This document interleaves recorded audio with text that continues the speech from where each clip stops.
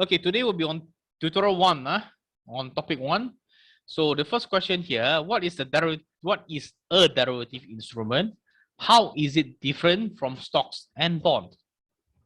Okay.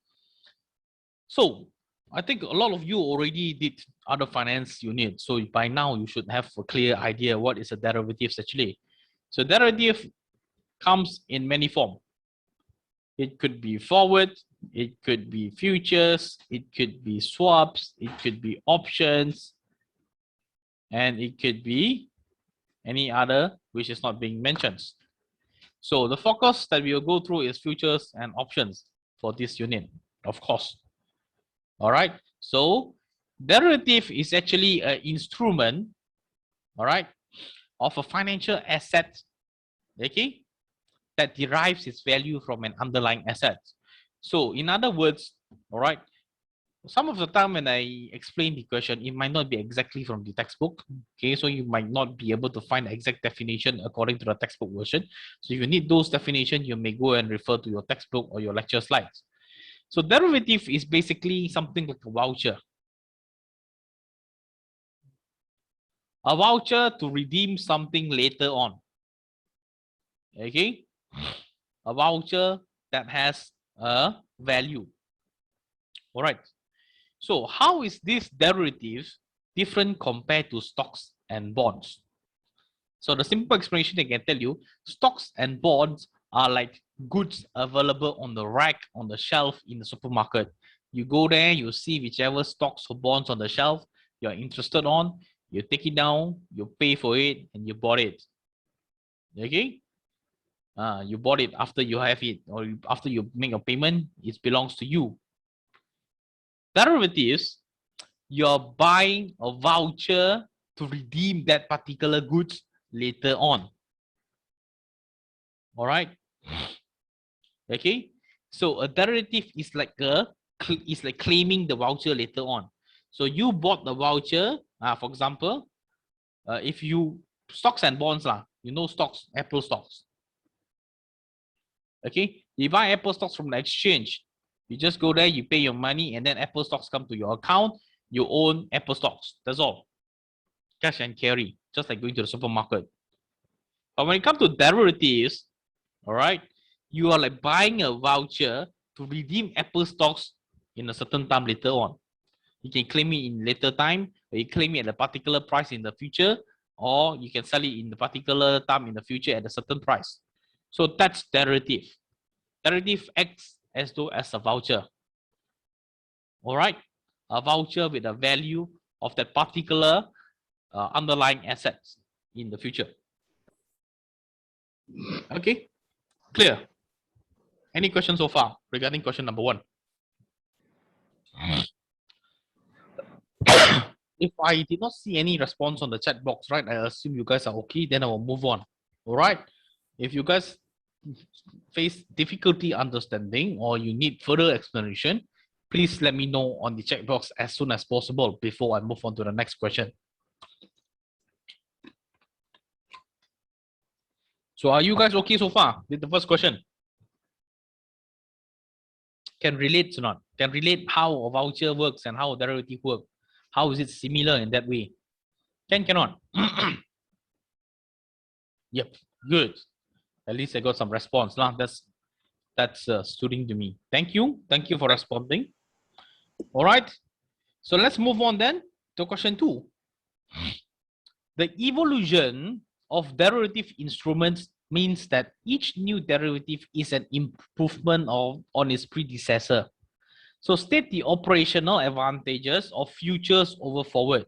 So first we will start with futures versus forward. Then later on will be options versus futures and forward. So futures and forward. What's so big improvement from our futures after forward? So futures is the improvement version of a forward. Okay, 3 main things here.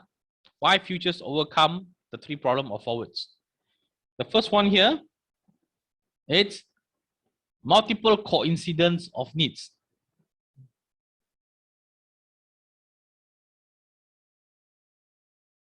Or in other words, there are different timeline or different choices on futures.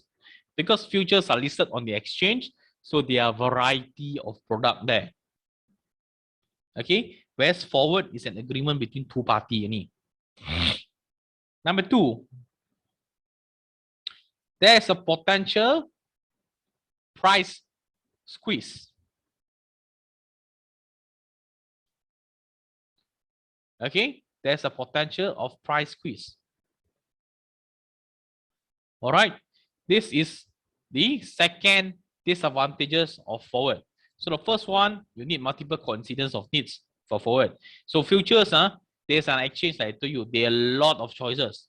Whereas for forward, you need to go and bank, you need to see. So happen that someone coincidentally have the same needs as you, then there will be a forward contract. If not, no, because it's only between two parties.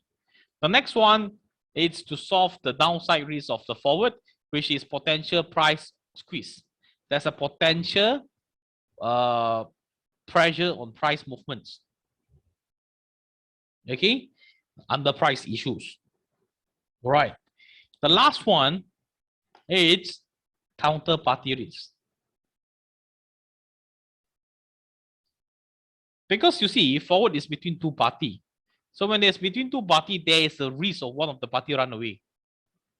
So when one of the party run away, that means there's counterparty risk. So these three are the weakness of forward that never brought forward to futures. Okay, these are the weaknesses, of forward. Next, options versus futures and forward. What is the great improvement of options here? Okay.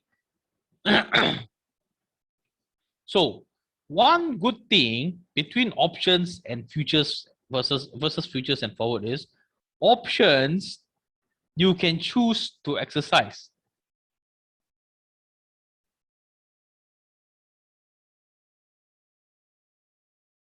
All right. Or in other words, there's no obligation. Whereas for futures and forwards, once you get into the agreement, at the maturity, you must deliver. Okay, you must deliver. You must comply with your promises. Options is different. You pay a premium, you got the options. Okay, or in other words, you pay the premium, you get the voucher. So in the end of the day, you want to use the voucher or not, it's up to you. You don't want to use the voucher, then you just pay it off. You wasted the money to buy the voucher, that's it. But futures and forward, no. At the maturity, it need to be executed. All right. So the special thing about option is you can choose to exercise. No obligations.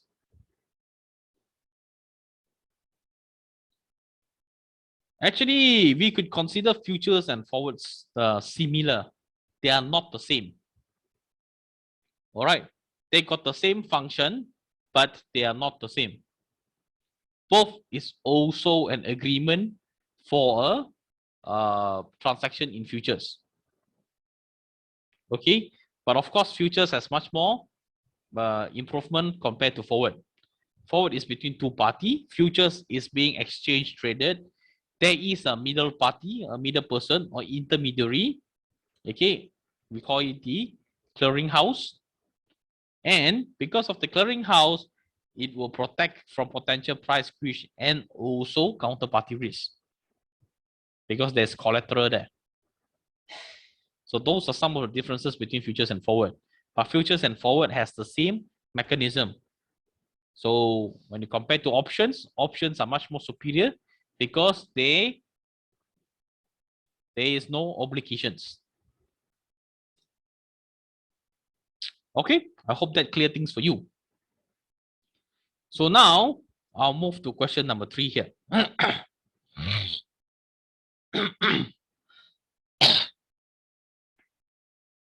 Question number 3, what are the key categories of players in derivative market? Briefly describe the objective of each category of the players. So there are 3 players in derivative market. The first one is hedgers. speculators, and the last one is arbitrators.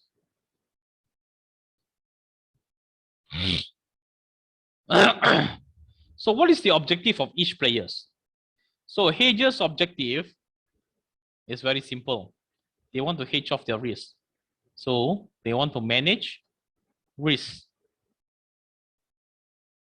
All right. Speculators, in other words, they are gamblers. Okay. So what is the objective here? Very simple. One, want to manage risk. One is gamble. They got no risk, but they go and take the risk. And lastly, arbitrator. Okay. For this group of people, they are a group of people who take advantage of mispricing.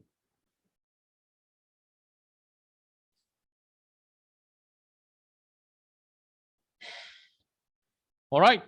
Arbitrators will never make losses. So in future, whenever you calculate arbitrage questions, if you realize that you got losses, means your calculation is wrong. An arbitrator will always make profit. That's the rule number one of an arbitrator.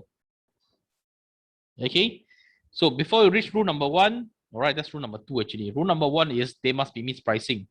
So when there's mispricing, all right, an arbitrator will definitely gonna make a profit. That's number two. Okay. So remember, these are the three players in the derivative market: hedgers, speculators, and arbitrators. Hedgers are the group of people who want to manage the risk that they're potentially facing. Speculators, they are gamblers. They might not be at risk at all right, but they go into the market to take the risk on speculating the movement of the price and try to make a profit out of it.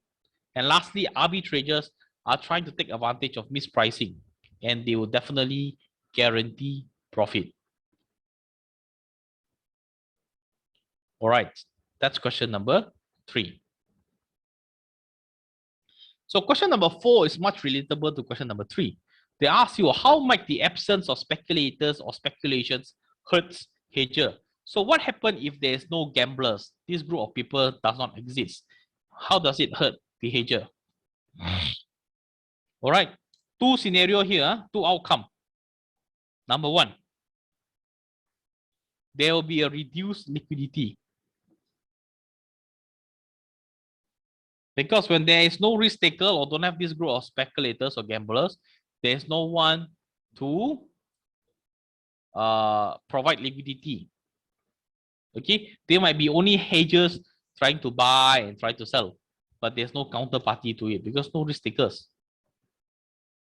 So because of no risk takers, it reduces liquidity. Things cannot be sold out. Okay, the next one. When there's no speculators, what are the second issue here? All right, lack of counterparties.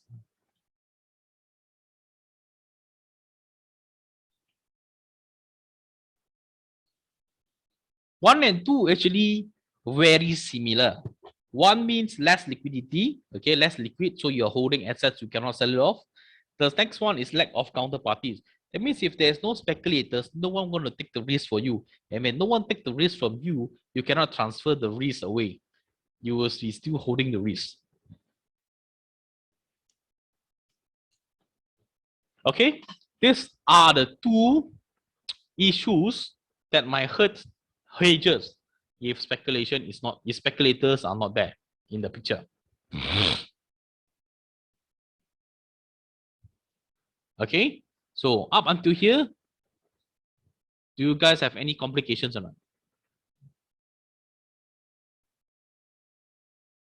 All okay? Are you all okay? Good. I don't see any questions again. All good. Very well. Okay, that's good. All right, that's good. So let's look at question 5 then. Differentiate between commodity and financial derivatives. So what is commodity derivatives? What is financial derivative? Very simple. From the name itself, you know. Commodity derivative,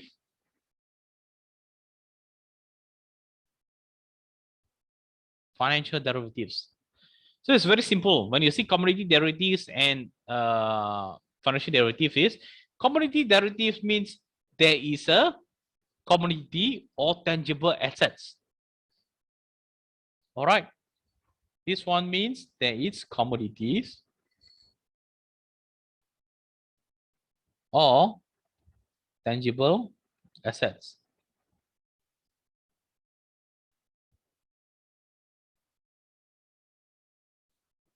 All right. Whereas for financial derivatives, okay, they are financial assets.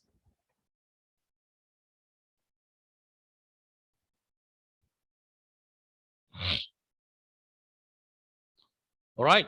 What is financial assets? Things including intangible stuff like stocks, bonds, cryptocurrencies, and etc. So all these are financial assets.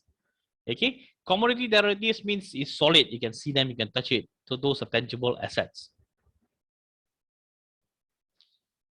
All right. Okay, moving on to question 6.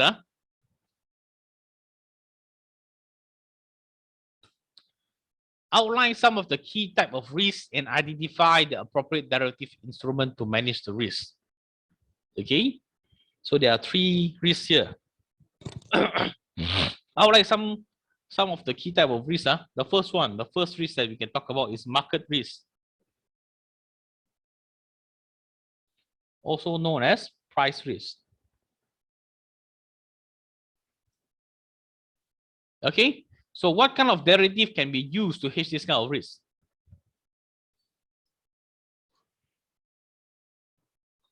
Market risk or price risk. What kind of derivative can you use to hedge this kind of risk? Basically, all type of derivatives.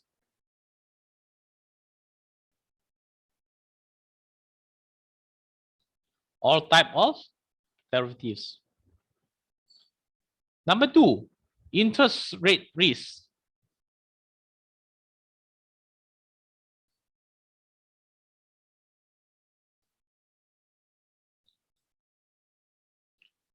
What is interest rate risk? So when you come to interest rate risk, okay, you can try to manage the risk with K-LIBOR futures contract.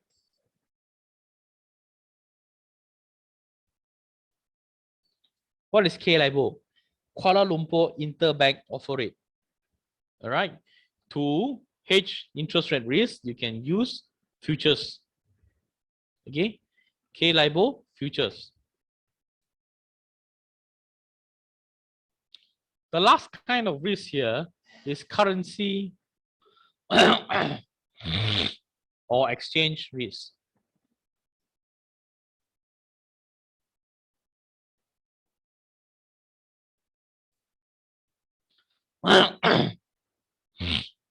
Okay, so how do you want to hedge currency or exchange risk?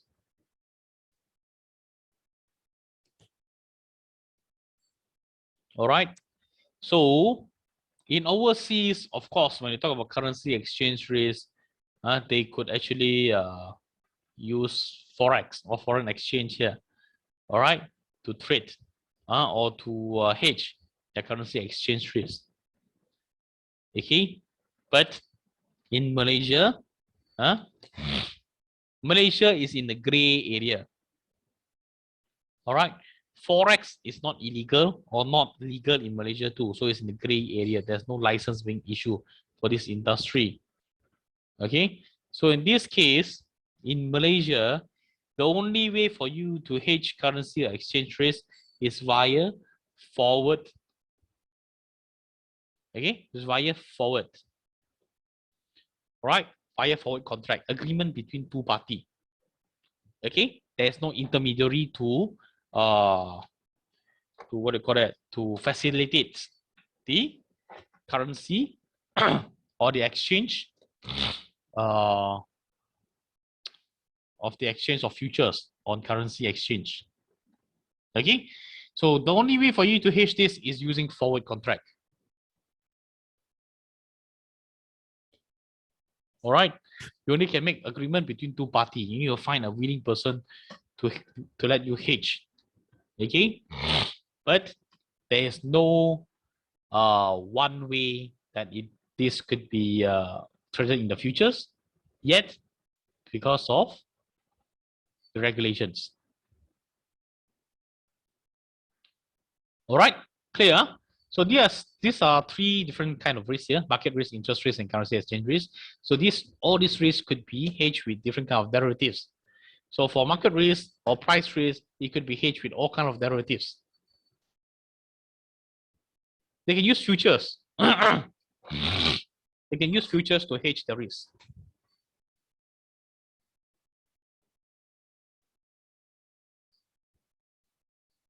Yeah, in overseas, they can use futures.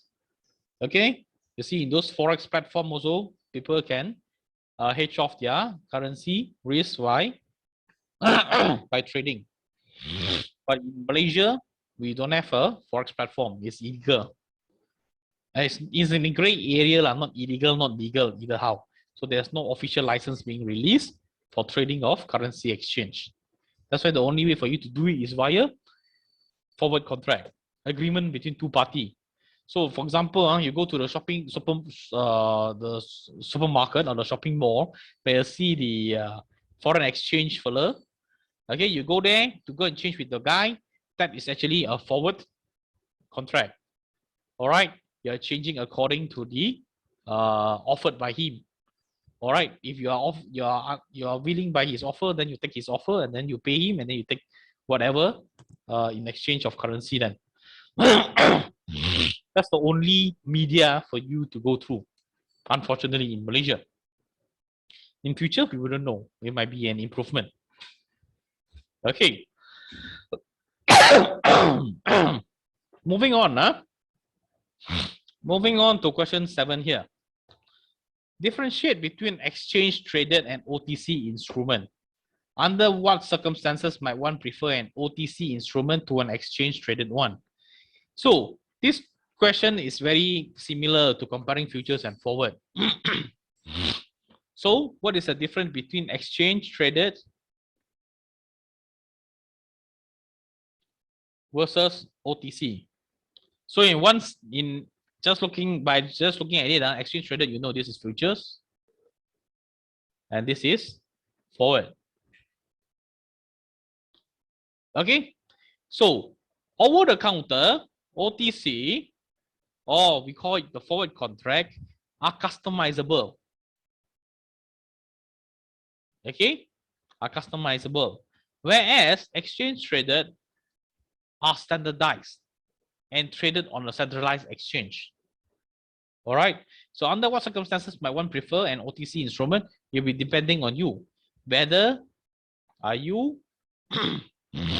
be totally up to you whether you wanted to customize or you are okay with the standardized version available. Okay, does it match or not on the size? Does it match or not on the quantity? Does it match or not on the commodity? But for forward one, you can customize every single thing of it. So this is the two difference between exchange traded versus OTC. The next question will further explain on a non-zero basis and maturity. All right. So question 8 here, they tell you to define what is meant by basis. Okay. So basis is the difference between, the difference or the spread between forward or futures and their spot prices. All right. So next question here is talking about basis. What is basis? The difference or spread between futures or forward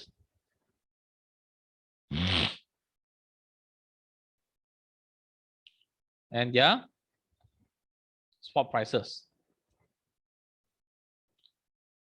Okay, the difference between the spread between futures and forwards and the spot prices. So let's say today, this is today.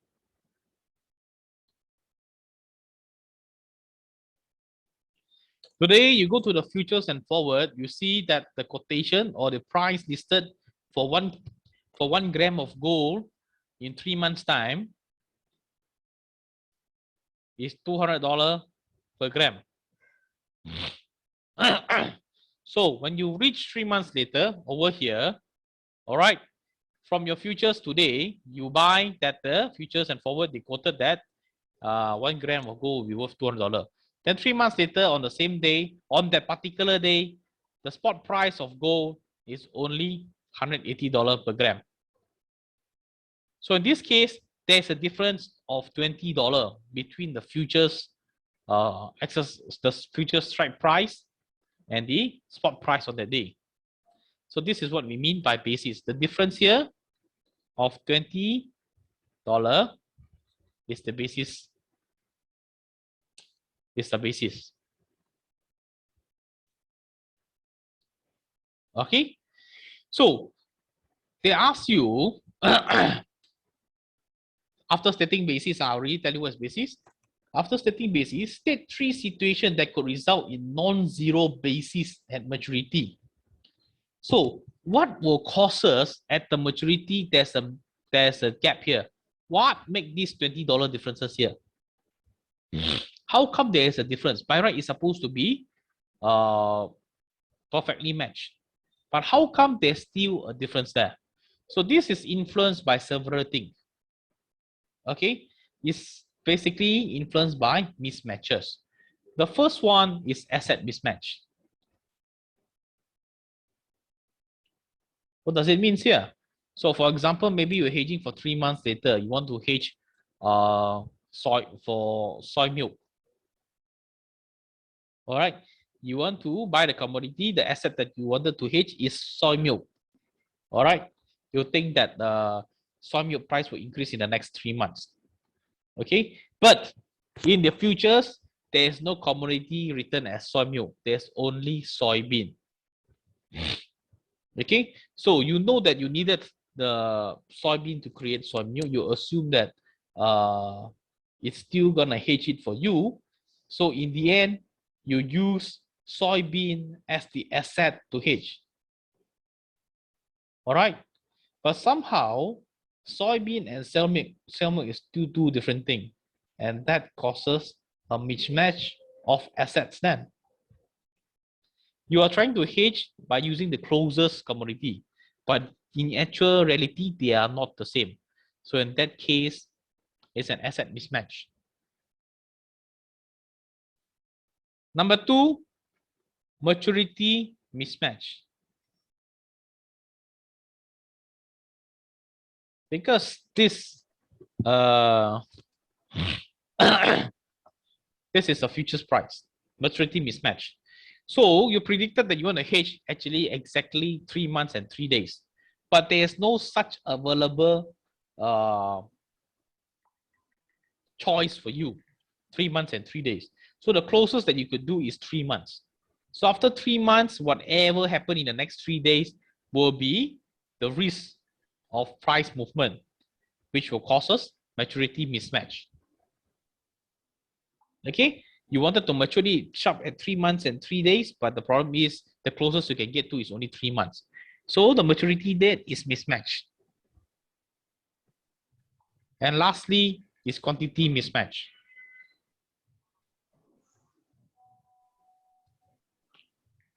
So for example, all right, for example, you only needed to buy 5 kilo, but they tell you the minimum is 10 kilo. So you end up buying 10 kilo when you only need 5 kilo. So you already overbuy. Okay, when you overbuy this, there's a potential of price difference already. All right, by right, you only needed 10 pieces. But now because of the quantity, the contract, they want you to buy 25 pieces. So you extra 15 pieces.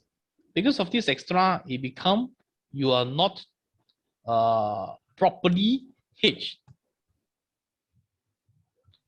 Okay, so basically, by right, all right, basis should be 0 at maturity, unless these 3 mismatches happens.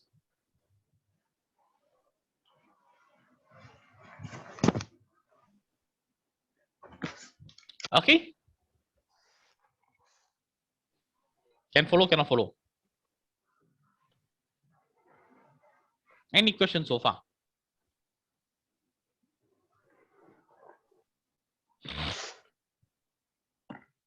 Questions? Yes, no?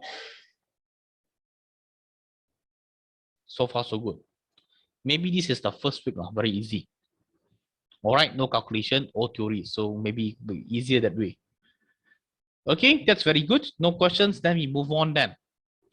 This is question number 9.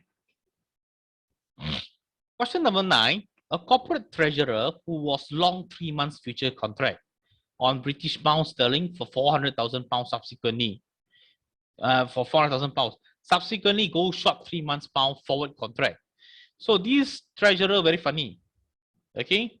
He long 3 months futures of 400,000 pound. All right. Then subsequently he short 3 months forward of 400,000 pound. Assume the exchange rate in both cases is equal. That means there's no exchange rate risk. What is his net position in British pound? So he buy a 3 months futures contract of 400,000 pounds, and at the same time he sell 3 months forward contract for 400,000 pounds. So one long, one short. What happened in the end? So he is in a net position. Okay, he is in the net position, which is 0. All right. You long 3 month futures and you short 3 months forward at the same time at $400,000, no differences. So basically, it's like you take out 400,000. Okay, then later on the day, you go to another bank and take out $400,000. You pay back $400,000. All right. So you take out $400,000, then you pay back $400,000. So your position is 0. You're not being in hedging. You're not hedging anything here. So the position is 0. Simple.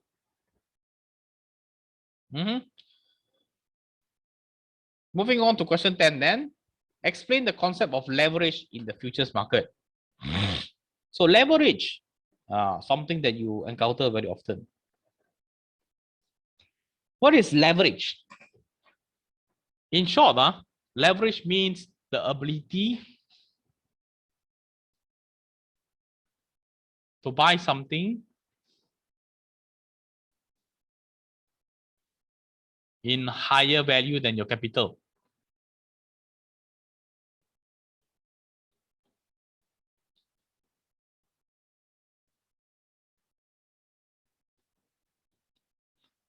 Okay, leverage means the ability to buy something higher value than your capital. So let's say if the leverage given you 1 to 500, means every $1 you can buy a $500 value stocks or whatever commodities. Okay, so what is the use of this leverage actually?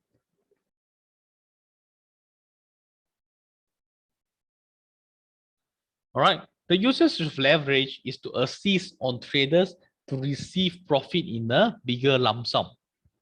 That's the optimistic scene. Okay, but what happened if the speculator's prediction is wrong? So you're gonna go downside. Okay, so whenever you take leverage, all right, there's a chance of you making lots of profit. By the same time, there's a chance that you might lose a huge big portion too.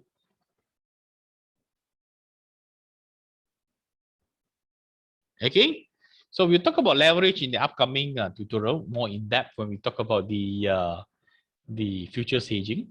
Okay, then the time we can show you why leverage actually causes certain things.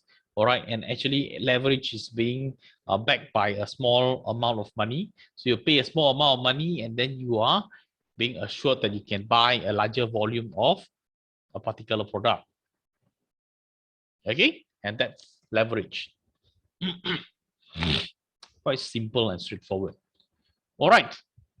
Okay, question 11 is similar to what we did before that. The importance of speculators in the future market. Okay, so speculators provide trading volume and liquidity and also act as a counterparty to hedges. So something that we did before that is exactly the same answer. Just that now they change the perspective towards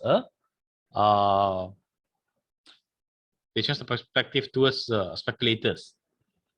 All right.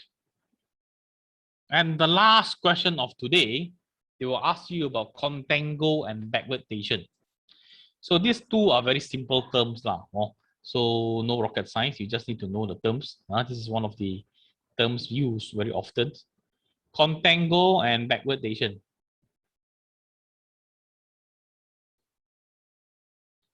Okay, so what is contango?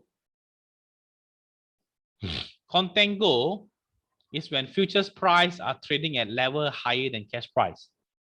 Contango is when futures price trading higher than the cash price.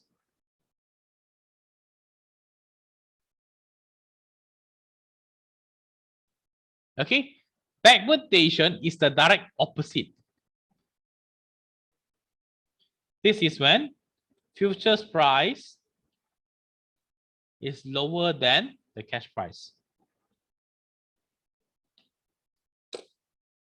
And that's it for your tango and your contango and your backwardation. Contango is the future price, okay, higher than the higher futures price trading at a higher price compared to the cash price. Backwardation is when the futures price is trading cheaper than the cash price. And that's the wrap for today's tutorial. All right.